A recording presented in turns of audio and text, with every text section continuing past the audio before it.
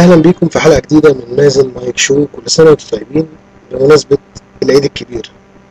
احنا بنسميه العيد الكبير، ما بنقولش عليه عيد الاضحى يعني. ما عندناش الموضوع ده، بطلنا نقول من زمان. احنا برضو من ضمن الاستثناء بتاعنا زي شهر 1 و2 و3 بقى العيد الصغير والعيد الكبير. فعشان بس ايه للمعلومه، فكل سنه وانتم طيبين بمناسبه العيد الكبير. اللي بيحصل فيه حاجات جميله جدا ومسليه، بس احنا ما بناخدش بالنا منها بحكم ان هي بقت عادي زيها زي اي حاجه تانيه بنعملها. مفيش اي مشكله بالنسبه لنا وبنتعايش معاها كل سنه، بل بالعكس بقت من ضمن عاداتنا اللذيذه اللي احنا بنعتز بيها وبنجيبها على التلفزيون، زي مشهد الذبح بتاع الخرفان والمعيز والعجول والبقر والجاموس وكل المجزره اللي بتحصل في الفتره دي. طبعا قبليها بفتره بتشوف بقى الحيوانات دي بتكون مختفيه مش موجوده في الشوارع، بس قبل فتره العيد دي بتلاقي كم الجاموس والبقر والخرفان انتشر بطريقه غير طبيعيه. متفهمش جم ليه، بس هم جم. وفي نفس الوقت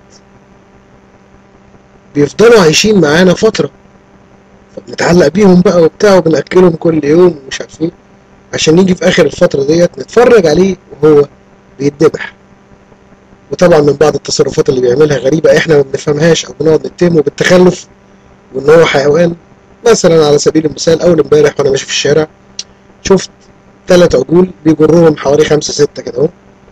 واحد منهم ماشي في الروقان مع نفسه قدام، والعجلين عايزين يمشوا جنب بعض، بس الجزار مش قادر يفهم ان هم عايزين يمشوا جنب بعض، فبيحاول يبعدهم عن بعض. فراح العجل مديله بدماغه في صدره، فالجزار راح مخبوط في العربيه.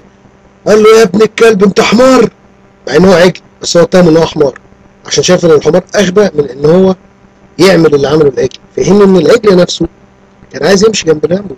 زي ما انت تبقى عايز تمشي مع واحد صاحبك واحد بيشدك من ايدك، ايه الرخامه دي؟ انت بتشد له من ايده؟